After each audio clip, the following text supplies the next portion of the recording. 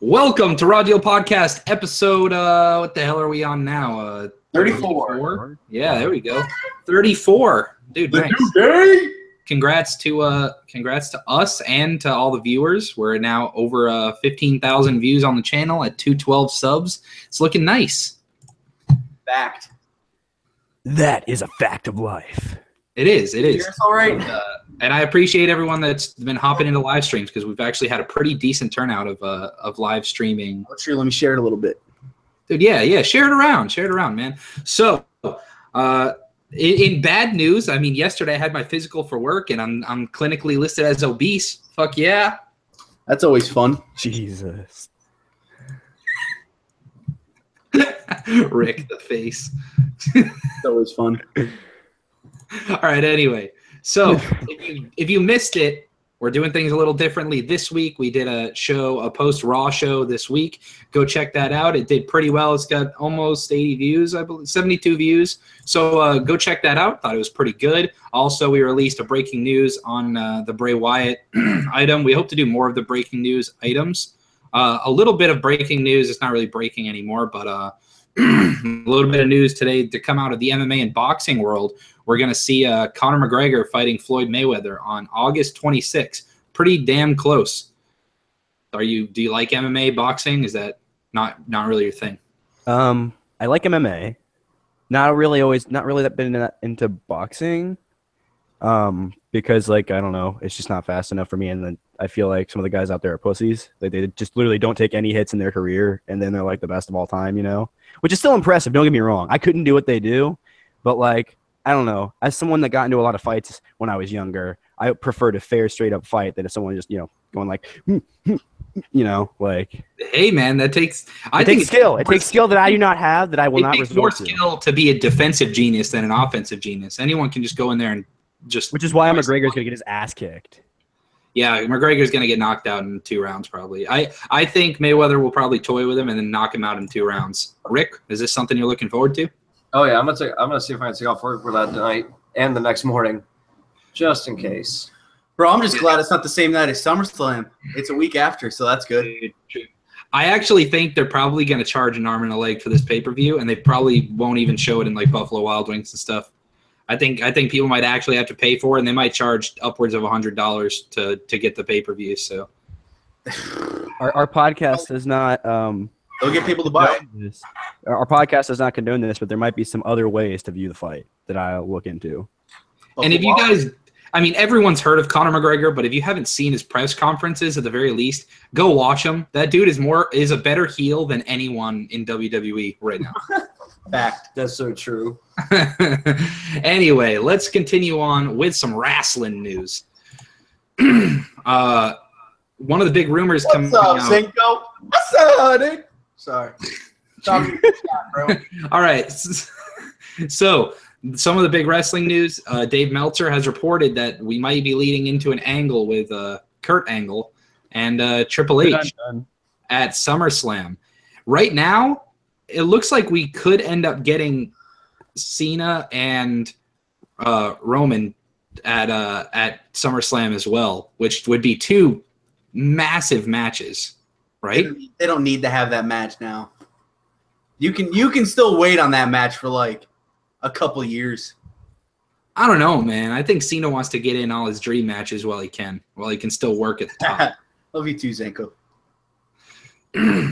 Rick, are you down with Kurt Angle Triple H? Yeah, I don't think I've seen that part or anything about that, so that'd be pretty cool, but not yet. Yeah, pretty much this angle. A lot of people think That should be a build mania up for a little while. Yeah. it might come out that Kurt Angle sending dick pics to Stephanie and Triple H is pissed off about it. I don't know. What the hell? Something along those lines. Who knows? Also, we have a lot of people getting cleared to come back to wrestle. Names such as Braun Strowman, Rusev, Paige is now back wrestling, and I feel like there's another big one. Zack Ryder. Well, yeah, that's true. Zack Ryder and Emma are now back, and I don't know. We have a lot of people returning, which is good. I mean, especially those first 3 that I named. It's a big deal. Rusev. Was Rusev injured? Yep. Before? Yeah. Okay. It was his shoulder. Okay. Yeah. I didn't know. It's been That's a while. why they did the whole they knew he was going to be better like by like SummerSlam. So they're like, oh, let's just play up this angle if he's demanding a title shot, which they might still come through with it. Who knows? Yeah, leaves it open. All right. So as I said before, we already did a Raw review. So if you want to watch the Raw review, I'd suggest staying. If you're watching live right now, stay for the SmackDown review and then go back and watch it, right? And hit us with the like, hit us with the subscribe. We would really appreciate it. SmackDown kicked off with an eight-man tag match and a huge promo beforehand. It kind of felt like this was going to be massive, just like it was with Raw, and they gave a lot of shine to the tag teams in this, right? It looked like New Day and the Usos. I was kind of pumped. They came out, but then we had the Colons come out, and to me, having the Colognes come out kind of kills the vibe because New Day and Usos have been getting more and more serious, and no one takes the Colognes seriously at all, right? Is it weird to have the comedy and the serious all in one, Charlie? I mean, you had the Breezango come out right before. Well, actually, that's true. Breezango came out, but I don't know. Even then, and actually, their official name is not Breezango anymore. It's officially been changed to the Fashion Police. So, yeah, Fashion Police. That's awesome. That works. Yeah, It works for them. I tweeted out. I really hope they change their official names to Breezy and Dango. That's what they call each other. I think it would be fantastic. But on the pre-show for Money in the Bank, Garrett, are we going to see a Breezango versus the Colognes? Probably. Either that or what's the stupid mid-card feud on SmackDown right now that no one cares about? Is there one? No. Not really, no. They've thrown all their... It's been on TV in 4 weeks. Who? I think we could see. I bet you we'll see Zack Ryder in a match. No. I'm telling you, they're leaving it to the five matches. Hey, for pre-show matches, they're gonna do Fashion Police versus Colognes if they have one, because they have not had Luke Harper, Ty Dillinger, English. None of those guys have been on TV in 4 weeks. Did you guys see the "Where is this man" sign? Yes, yeah. Guy had the Ty Dillinger sign. WWE didn't even shy away from putting it on there, man. Missing. Have you seen this man? Yeah. It's just, how do you not use him?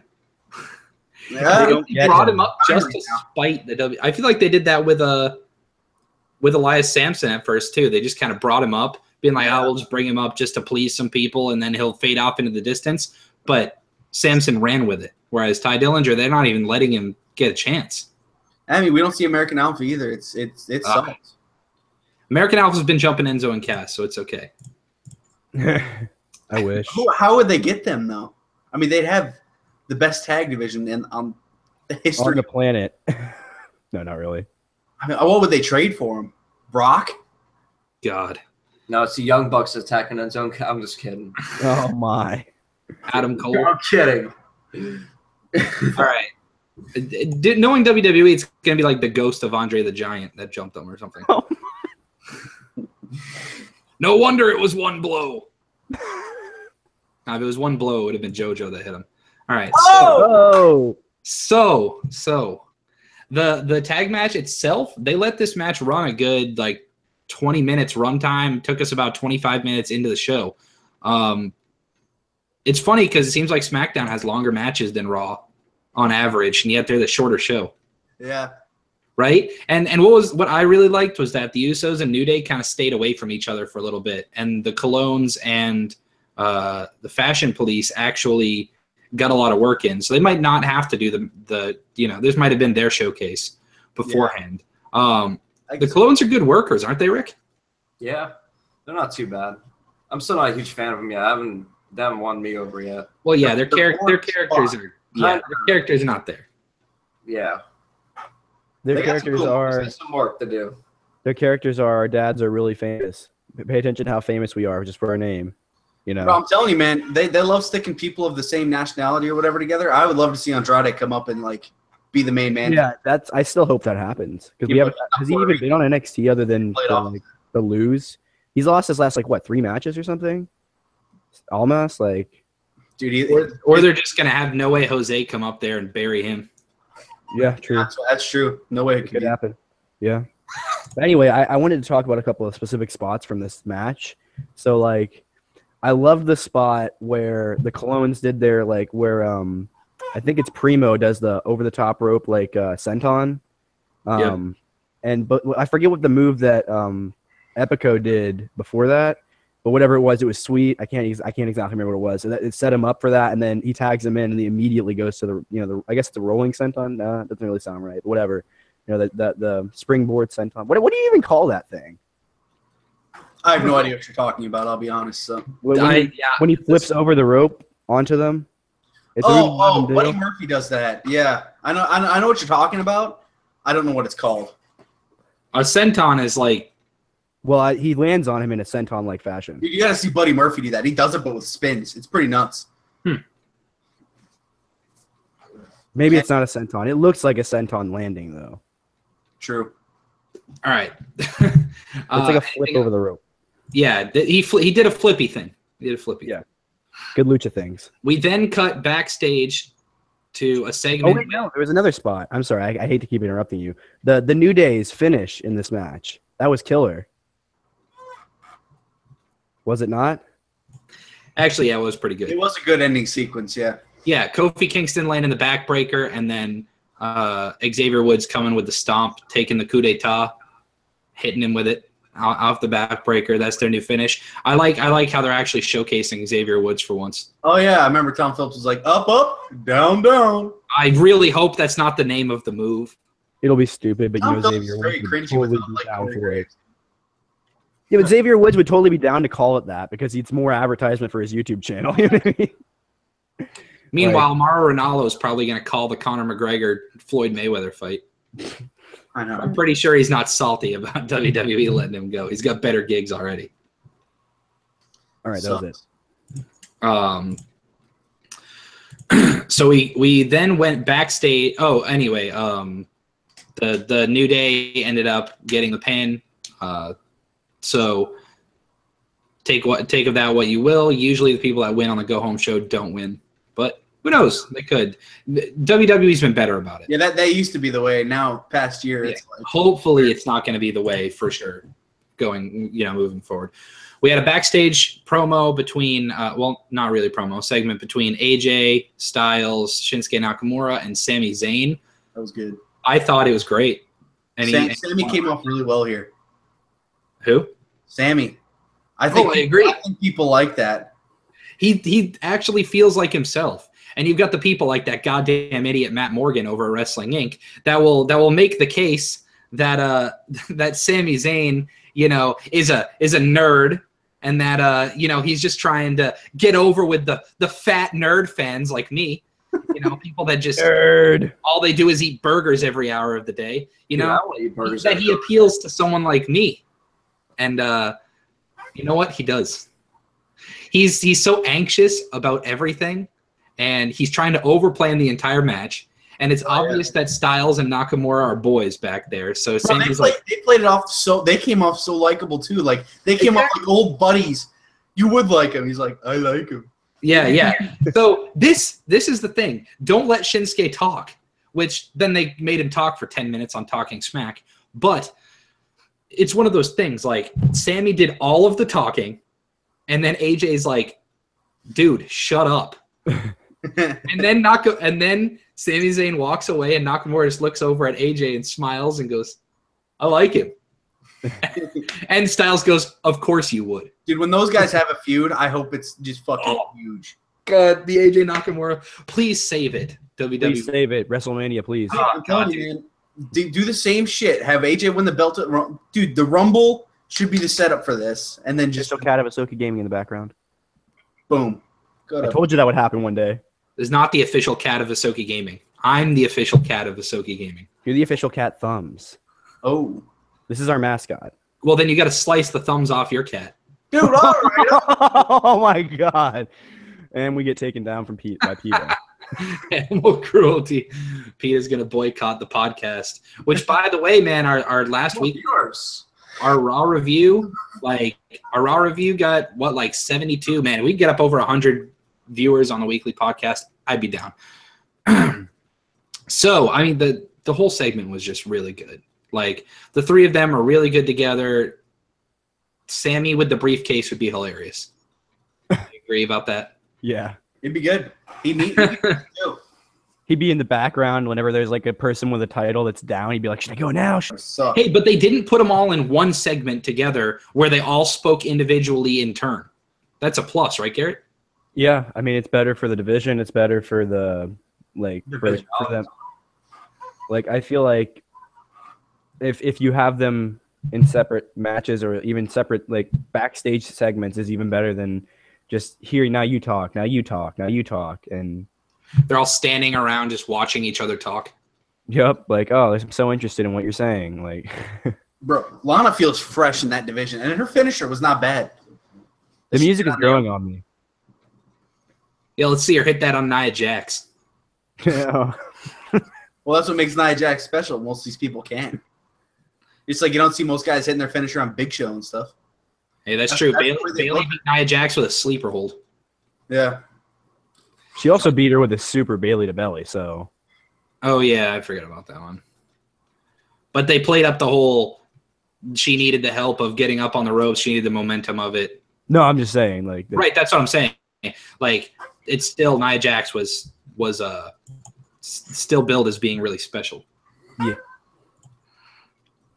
Yes, Alan? Rick, Naomi or Tamina? You gotta kill one and marry the other.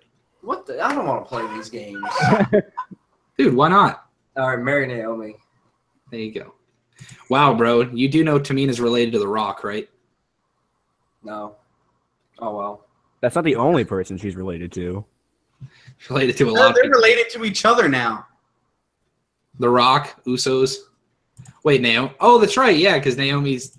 Oh, shit. Oh, yeah. Yeah, it doesn't matter. It's a win-win situation. What the hell?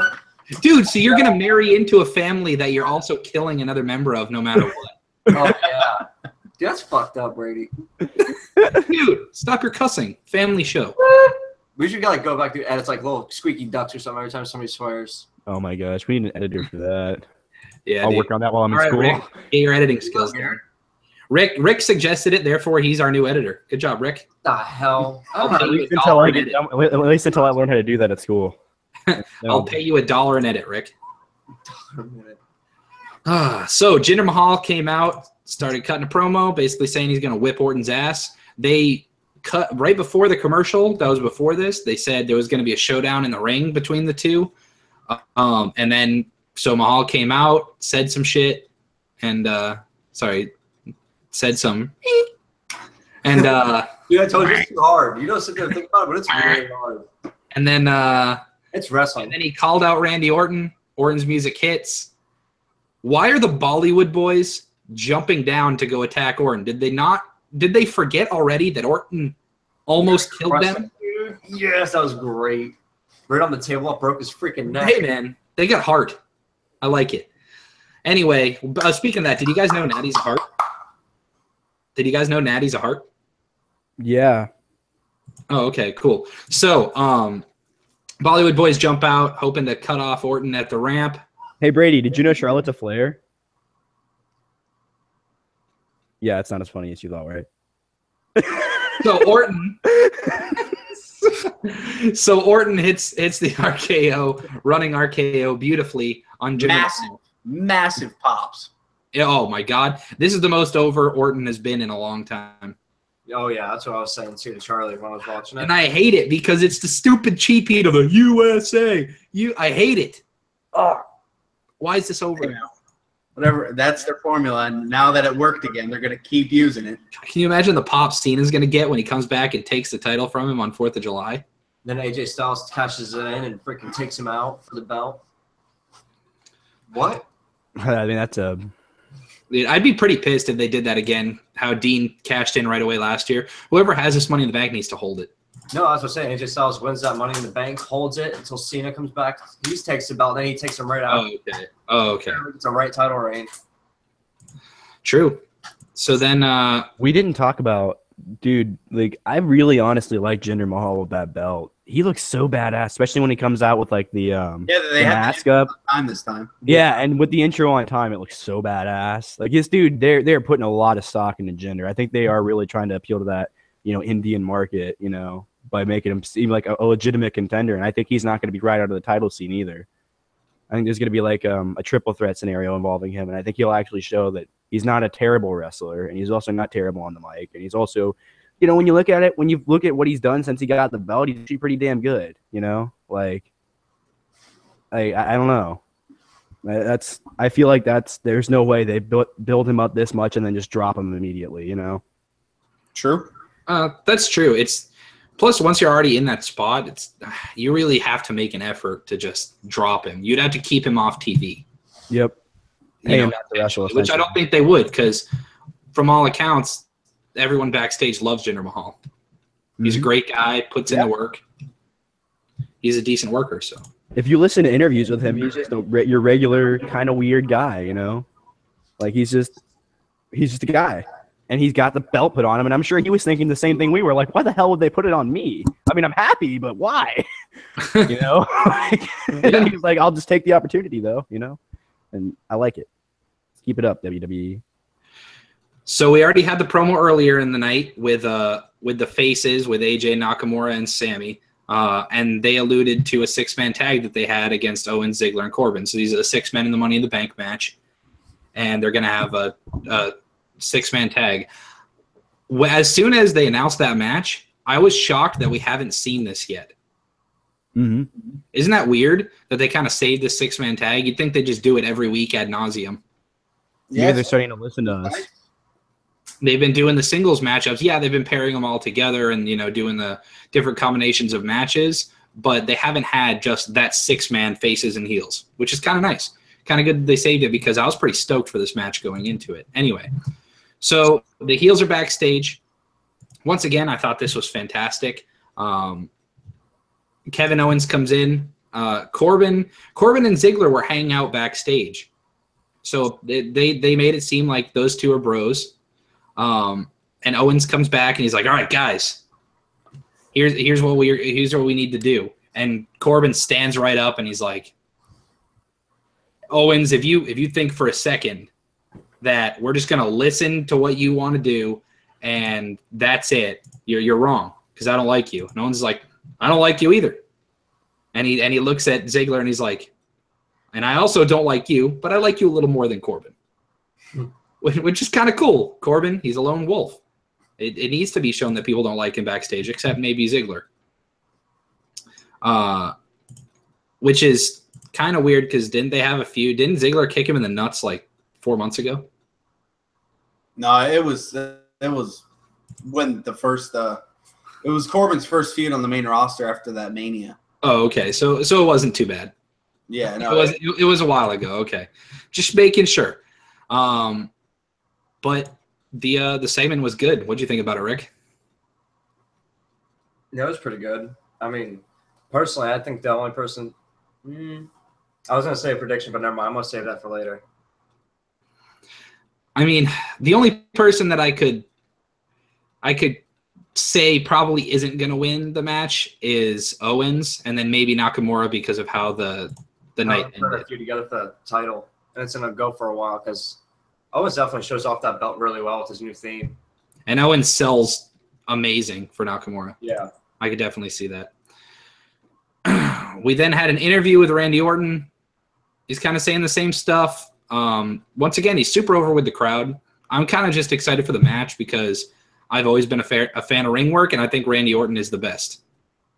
I don't know why. I just always love how smooth he makes everything look. Ring psychology-wise, I think it's going to be good. How much hype do you have for the main title match, Charlie, or are you just looking forward to the Money in the Bank matches? Oh, they're both pretty good built this year, so that's a plus. But are you excited for the main event, the world title match? Yeah, they're doing a great job with it, so I'm hyped. Charlie's chilling.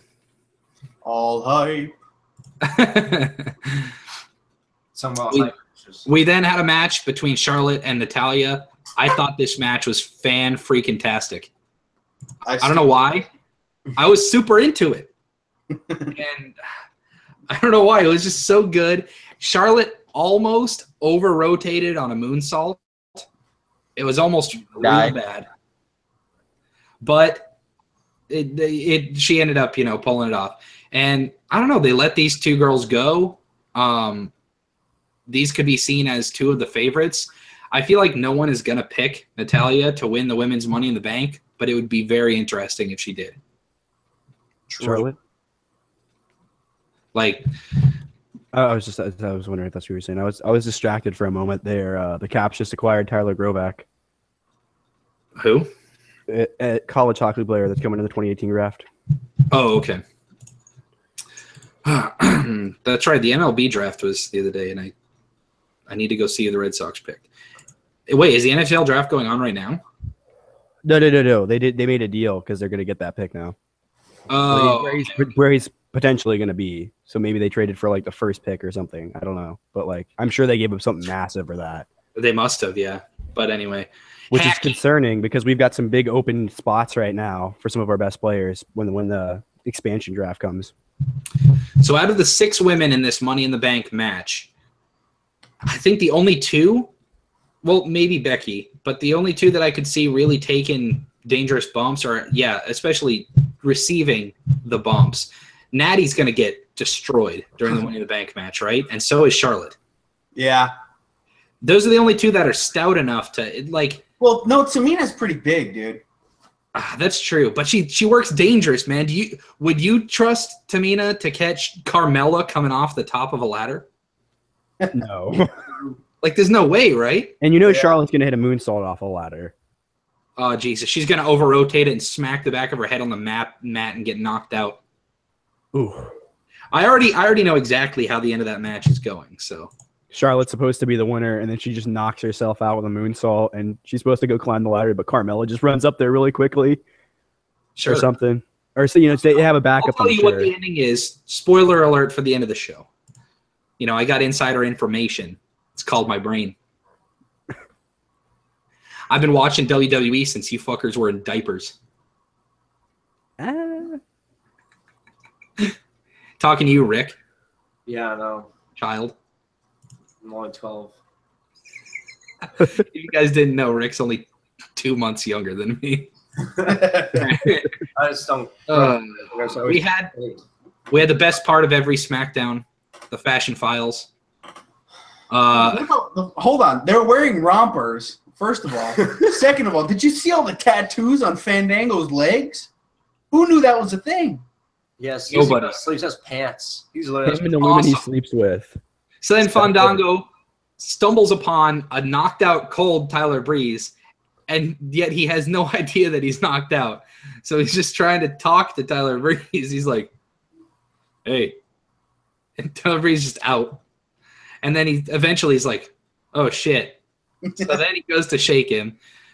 Tyler Breeze wakes up, says he got knocked out. How many people are getting knocked out in the WWE these days?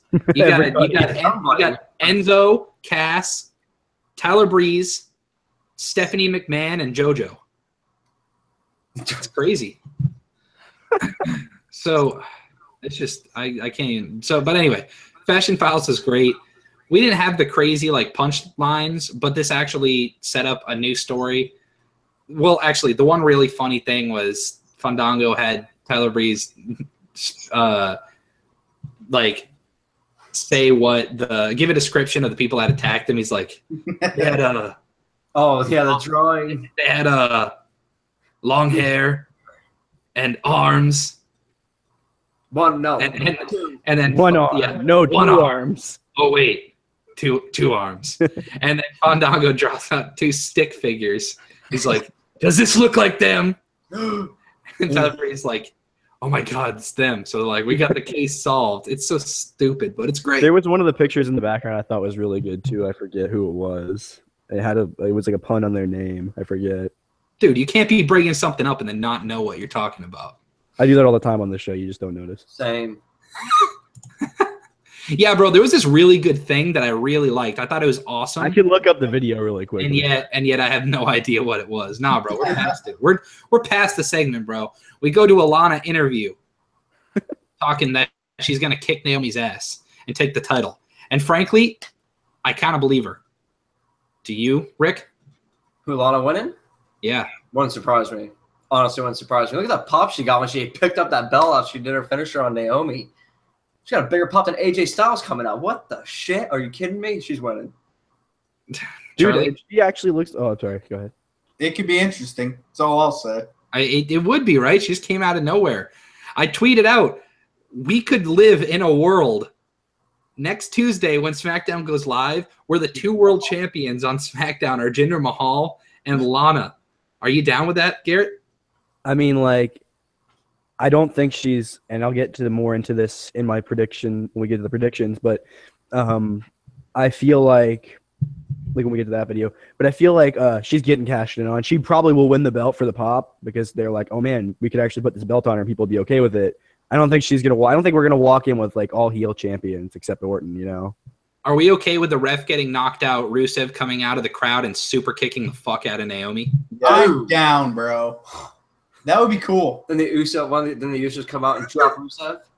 Dude, no, then he just puts the like Uso in the accolade, bro. Lana's so bad, Rusev has to a man has to help her win the women's championship. Oh wow. God. We'd be taking about 75 steps backwards. It's the women's de-revolution. Oh my God. And then we Rusev's gimmick becomes he punches women. we had a match. Wait, Kevin Owens versus Dolph Ziggler. What? Is that the match? Is that all I have down? No, it was the 3v3. Yeah, that's what I thought. Okay, yeah. So Kevin Owens, it was heels versus faces. I was like, I don't think they had a singles match, but anyway, heels versus faces. At the end, all the people got their spots in. The end of the match was Sami Zayn once again pinning Baron Corbin for the 3rd time. Basically, it's like Sami Zayn can't beat anyone other than Baron Corbin, who destroys everyone other than Sami Zayn, which is really funny. And then a big brawl breaks out at the end, and the last person standing is Kevin Owens. Kevin Owens is walking out the ladder. I think it was Kevin Owens. Yeah, walking out the ladder to go take the briefcase down, and Nakamura pulls him off, hits him with a Kinshasa, and then Nakamura is the one holding the briefcase. I thought it was Corbin that did that. What? I thought it was Corbin that did that. No, Nakamura did. And what this is good note. No, that's the ladder. He was climbing the ladder, I thought. Oh, I don't know. It might have been. I can't remember. Yeah. Which all that matters is Nakamura grabbed it.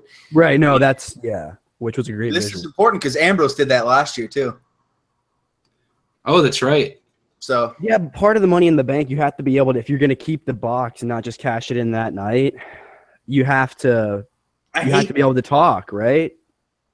And at this point, Shinsuke can't, unless you get him a mouthpiece, you know. Or he doesn't need to talk. All he needs to do is shove it in the ref's face, and he just never says anything. He just comes out of nowhere. Yeah, it could be mysterious. It could be cool. Sheamus formed the League of Nations when he had that briefcase, so anything can happen. Hey, last year we saw anything can happen with that stupid briefcase. Last year, all 3 members of the Shield had the championship. We're the champion within a minute and a half of each other. So I think we all have to agree that whether Hell in a Cell or Elimination Chamber, I guess Elimination Chamber is pretty cool, but like whether those other gimmick pay-per-views are good or bad, it kind of depends on the matches and the volume of whatever gimmick matches you have on the show. But Money in the Bank is like the dumbest of all of them. Like I still think this match should be at WrestleMania every year. I mean, it makes so much more sense. I love Money in the Bank. I love that as its own pay-per-view because we'd be getting some shitty we'd be getting Bad Blood back or something. I'm not saying that. I'm just saying it is its own pay-per-view. It doesn't really stand on its own. You're going for one match, essentially, unless they've got some really good main event. If you put it on Mania, then it's not going to be seen as important as the other matches because you're going to have other bigger matches. Money in the Bank before was like, oh, cool. You throw some mid-carders in there, whatever. SmackDown's got their top 6 guys out there. I think my personal stance, I think it makes the briefcase more valuable being on its own pay-per-view. Oh, me too. So I don't know. I mean, it seemed more random before, but you go look at the people in those Money in the Bank matches back in the day. Like that first one, CM Punk one, was pretty star-studded, but a lot of times it wasn't. Yeah, Jack Swagger and shit winning. It was just a bunch of mid-card guys, man. The sad thing about Jack Swagger winning that briefcase too was he was over with the crowd before then, and it seems like that's what killed his momentum because I wanted to probably see him go after an actual title shot instead of you're cashing in. Like, he was never a terrible wrestler. Like, he came in and was one of the few guys that were amateur wrestlers at the time that he came in and actually could wrestle, you know, like a Kurt Angle-esque way. But he didn't get that kind of, you know, reception because he wasn't at the Olympics. But, you know, like, the briefcase means so much, but, like, at the same time, it means nothing because, like, it just is a way for them to save themselves if they need to just randomly get a new champion. I feel like it's always been to get a jail-free card as its own pay-per-view because it's so weirdly positioned in the year no matter what year it is. Like, it's just there in case they need to be able to go back on what their plans were, you know? Which screws everything else up because they're, like, have no plans through SummerSlam, you know? Like, Right. again, it seems like this year they do, and they may just bite the bullet and say, you know what, Nakamura's champion, he's cashing in that night on Jinder or something, you know? Like, Money in the Bank 2017 card. It is prediction time, boys. Well, we're gonna do another episode for that. Oh, is it? All right. Yeah. So, You're right. well, I'm down with grades. it. Let's do some grades. All right, yeah. I think SmackDown was solid. I think I didn't hate anything on the show. I'll give it a B plus. It did what it needed to do. Charlie? Reflected through everything. I'm gonna go B plus also. Garrett? I'm going to go a little bit higher and say an A minus. And the reason why is because there were some, like, I felt like this was a really well-structured show. It Like, was. instead of just having random interviews and promos, like even last week, it was just random interviews and promos. We had two segments backstage that mirrored each other, but also had completely different context. And you were thinking during the Sami Zayn the Sami Zayn one, like, oh, Sammy's so zany, you know, like, well, that was not meant to be a pun. Just saying, it was not meant to be a pun. Anyway, and that they both flowed really well, and you both felt like both of them had major consequences on the match later. What going on? R-Truth and Goldust have been doing mirrored segments for weeks. But it's getting old. But like this once every now and then, having these leveled segments and having blocked out sections of the show, like this is the interview time, this is the segment time, this is the, and it set up the match really well because you knew going in. Yeah, you knew going in, you know, Zayn, Nakamura, and Styles were going to be on the same page, and you knew that the other team wasn't, and so you were waiting for that moment when Corbin or whoever else did something stupid and cost them the match, you know? So, which came later in the night. So I just felt like it was a really well-built show, and that's why I'm giving it an A minus. Rick, what's your grade? Everybody gives such a high damn grade. Be your own man, bro. You hated it. D minus. Hit him with it. No, dude, I want to say a solid B. There you go. In all honesty, I thought it was a solid B. I mean, I kind of really skimmed through most of it today because I didn't get to watch it last night because I wasn't here or even able to access it. I was out fishing last night. But, wow, bro. Thanks for the invite. dude, oh, that's right. You do live down I here. do I don't know when I get back out. I'm going to be trying to come back down soon. So I don't know why we're talking about this on a freaking podcast. But it's a solid B. It was a decent show. I kind of skimmed through Catch it. the big reds. That is how we end, baby. Woo!